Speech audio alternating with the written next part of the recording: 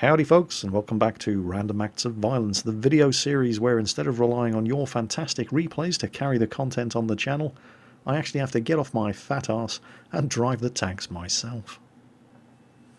We're going to kick things off with an E75 replay, German Tier 9 heavy tank, a very, very strong tank indeed. This is a Tier 10 match on Ensk.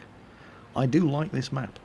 I've had some fantastic games on this map. I don't know what it is I like about it, but I like Ensk as maps go. And it's a Tier 10 game, but the E75 does not care about your Tier 10 tanks. E75 is a strong tank. German engineering. E75 can handle Tier 10s. This was a very, very quick game. It was one of those matches where you really, really have to struggle to get any kind of damage done because your team's just too good. Have to admit, damn it, my team was too good is pretty minor as complaints go, and it's certainly better than the alternative. Anyway, backing up the big boys, and it makes a nice change to see all your Tier 10s where they should be, when suddenly a wild Jägeroo appears, and I did get spotted, so I'm wasting no time getting into concealment from that monster's gun on the other side of this building, and knowing that there's a Jägeroo there just waiting to take pot shots, I'm not awfully keen on directly following our Tier 10s up the middle there, so instead looking for opportunities to flank. Side scrape up around this building, have a look down the road. Sixth sense doesn't go off, nobody's shooting at me, seems all clear. So, alright, let's advance. Turns out, however, I'm not the only person to have the idea of coming around the flank. There goes an Object 140. And that's bad news for him, because wrong place, wrong time. Object 140's frontal hull armour is not particularly good. I start side scraping again because initially I thought that Object 140 was going for me, but he's got his sights set on the E100 and he's brought an IS-3 with him as well. I'll sit here because I think the IS-3 was going to back up, so to angle around the corner and take pot shots at the E100 from behind, but he's just sitting in the middle of the road and typical. But the E100's in trouble, so I can't hang around here. Object 140's had enough and he's just had his tracks blown off. And I'm about to claim myself my first Tier 10 medium kill in this game, which is nice. E100's taken some hits, but he's still in the fight, and the IS-3 is not looking particularly clever, and if he doesn't get... yeah, there we go, IS-7 finished him off. E100 wasn't alone up there, he did have support from some of the other Tier 10s. So we've beaten back the initial assault, and it's time to counter-attack, and I spy a big fat juicy Jagdpanzer E100. Can I get a side shot? I can get a side shot, thank you very much. He knows I'm here now. No idea what his reload status is, and his gun's pointing this way. And as long as his gun's pointing this way, I am quite happy to let that E100 go around the corner first.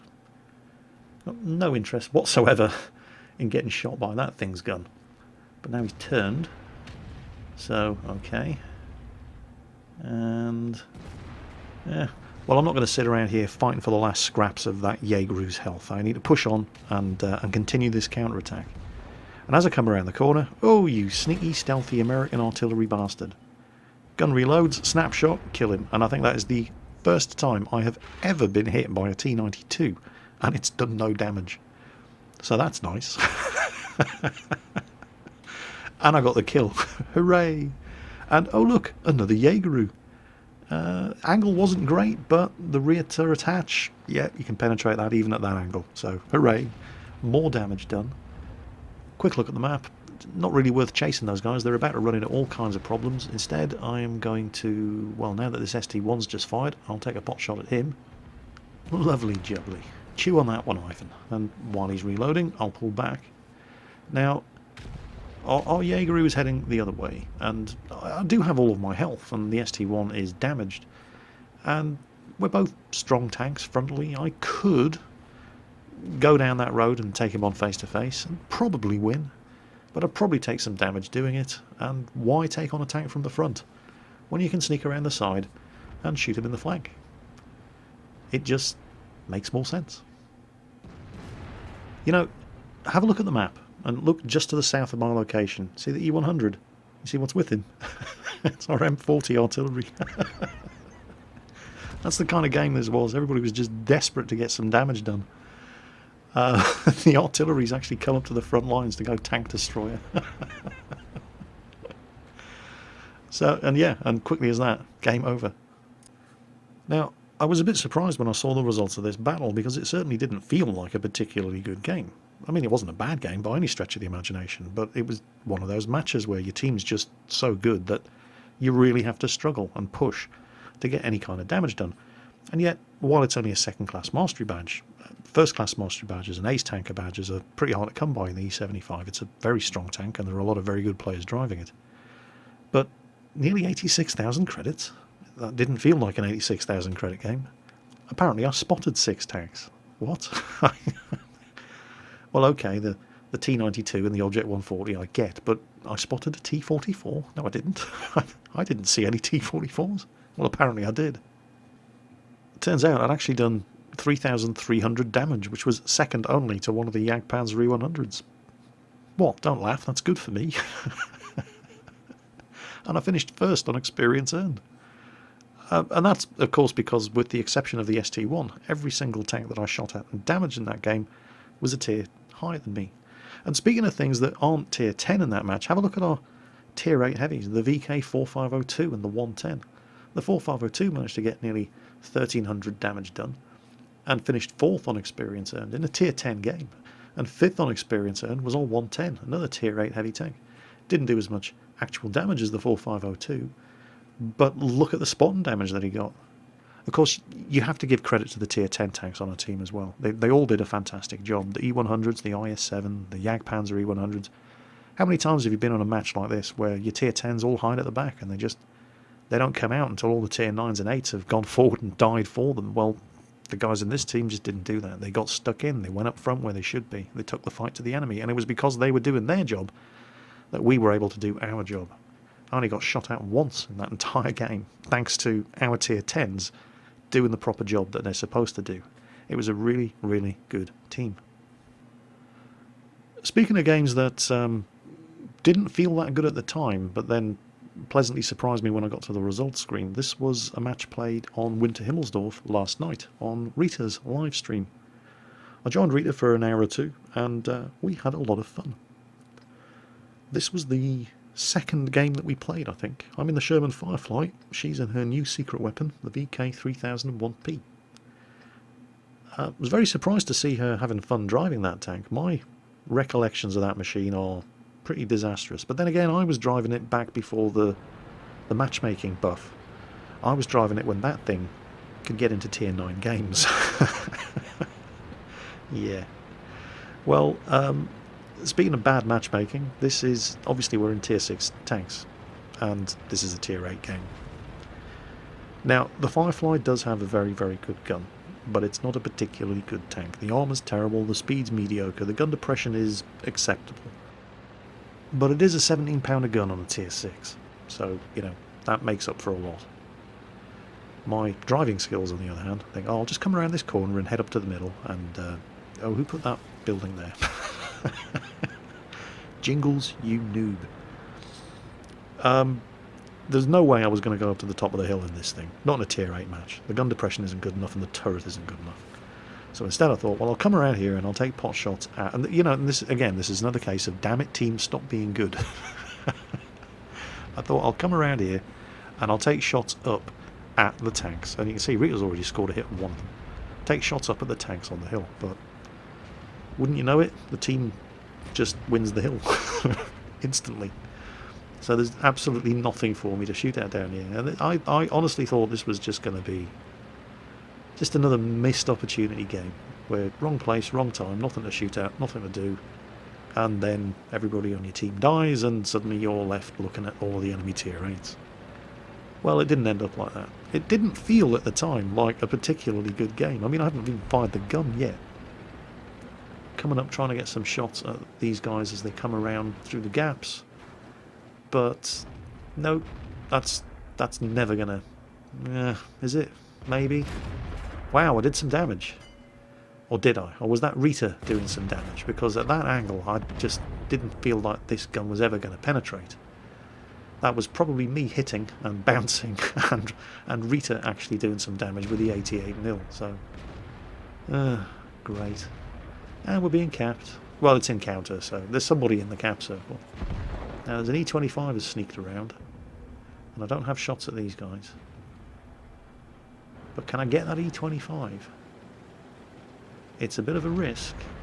But if I didn't have shots at those guys on the other side of the central square, then they don't have shots at me, so I'll take the chance to come out and bingo, got a kill. Didn't do a lot of damage, but I got a kill.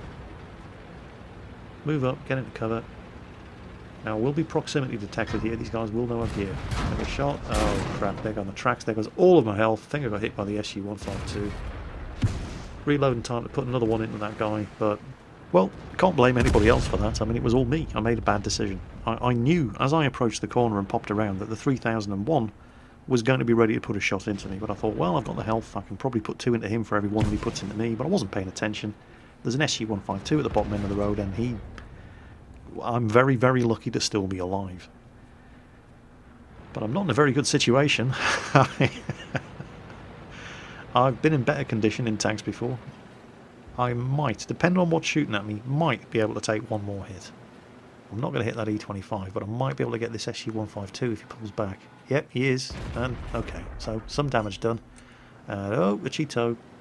That ain't good. Oh, and wow. Okay, I hit him, and he bounced. Now, can I do it again?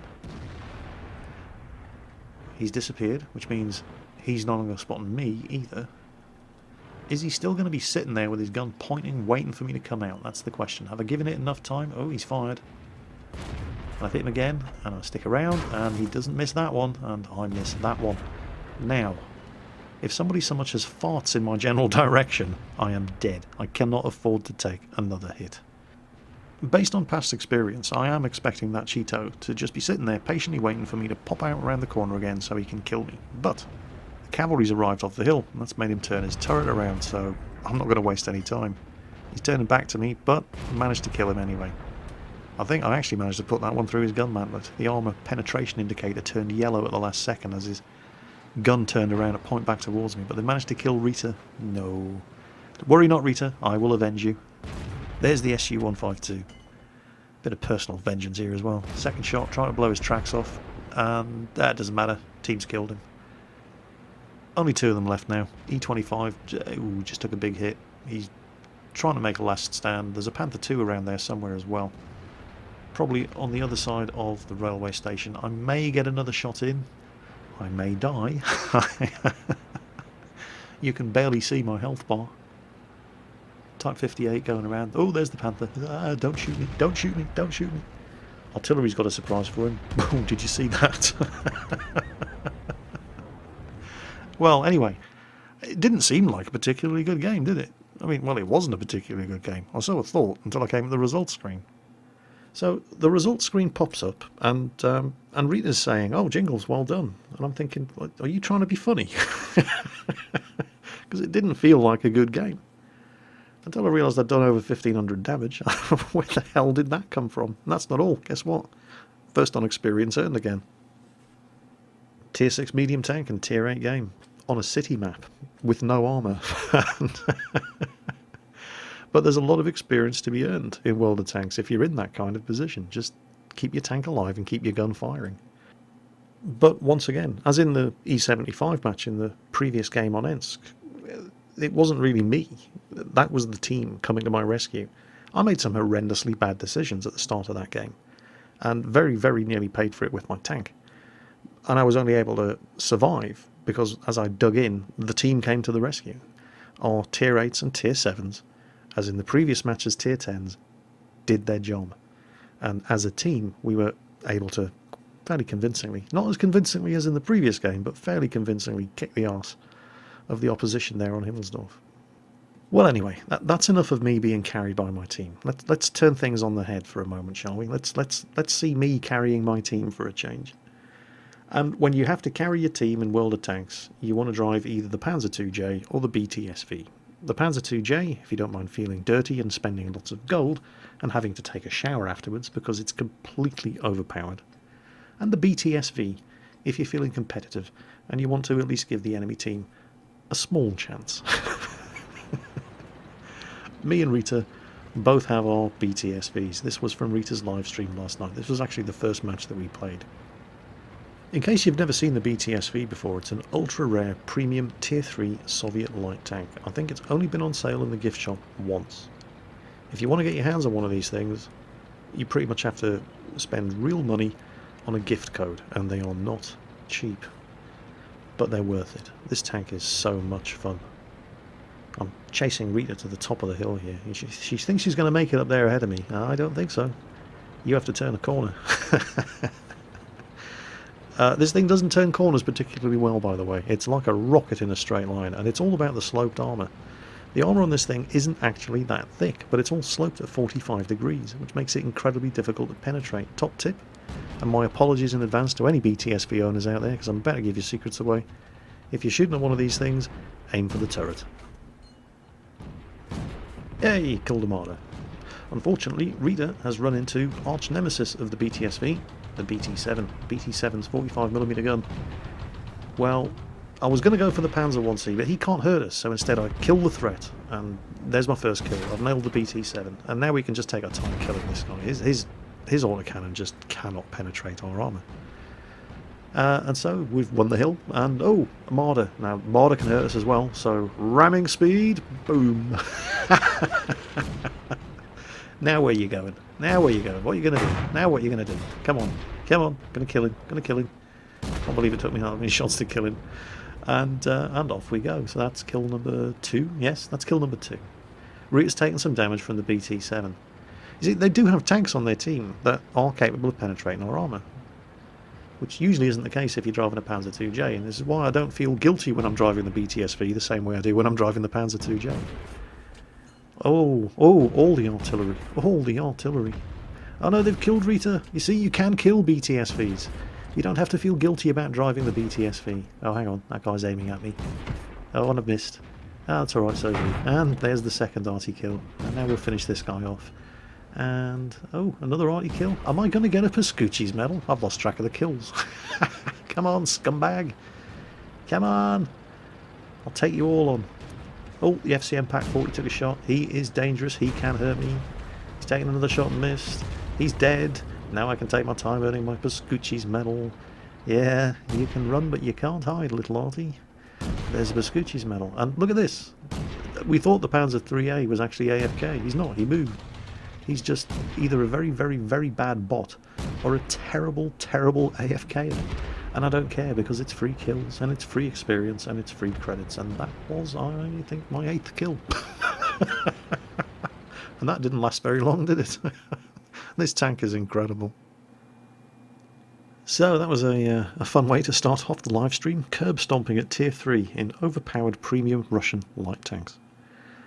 And that's it for this episode of Random Acts of Violence. I don't expect you to have learned anything from this video, except perhaps that you should have bought a BTSV when it was available. But I hope you've at least been entertained. As always, folks, take care, and I'll catch you next time.